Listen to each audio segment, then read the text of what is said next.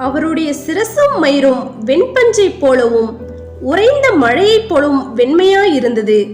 அவருடைய கண்கள் அக்கினி ஜுவாலையை போலிருந்தது. வெளிப்படுத்தின விசேஷம் 1ஆம் அதிகாரம் 14வது வசனம்.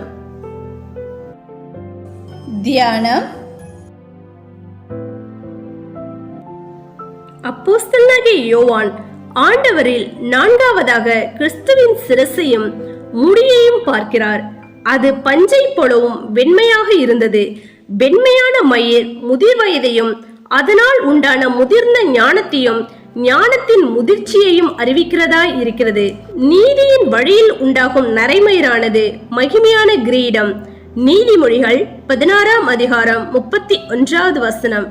நரைமயிர் மரியாதை சின்னமாக கருதப்படுகிறது. நரைத்தவனுக்கு முன்பாக எழுந்து முதிர் வயதுள்ளவன் முகத்தை கனம் பண்ணி, உன் தேவனாகிய கர்த்தருக்கு பயப்படுவாயாக, நான் கர்த்தர், லேவியராகமம் 19வது அதிகாரம் 32வது வசனம் என்று நியாயப்பிரமாணமும் கட்டளையிடுகிறது. நீண்ட ஆயுசுள்ளவர் விற்றிருந்தார். சிரசின் மயிர் வெண்மையாகவும் பஞ்சை போல துப்புரவாகவும் இருந்தது. தானியேல் 7ஆம் அதிகாரம் 9வது வசனம் என்று தானியேல் கூறுகிறார். அக்கினி ஜுவாலை போன்ற கண்களை உடையவர். அப்போஸ்தலனாகிய யோவான் அன்பின் மகிமையின் ஆண்டவரில் 5வதாக அக்கினி ஜுவாலை போன்ற கண்களை பார்க்கிறார். அவருடைய கண்கள் அக்கினி ஜுவாலை போலிருந்தன.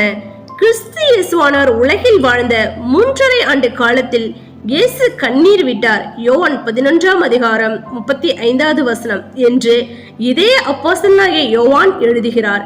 அதே கண்களிலிருந்து இப்பொழுது அக்கினி ஜுவாலைகள் புறப்படுகிறதை காண்கிறார். அக்கினி ஜுவாலை அவருடைய நீதியுள்ள நியாய தீர்ப்பை வெளிப்படுத்துகிறது. அவருடைய பார்வை நெருப்பை போல் ஊடுருவி செல்லக்கூடியது. அவருடைய பார்வைக்கு மறைவான சிருஷ்டி ஒன்றுமில்லை. சகலமும் அவருடைய கண்களுக்கு முன்பாக நிர்வாணமாயும் வெளியரங்கமுமாய் இருக்கிறது.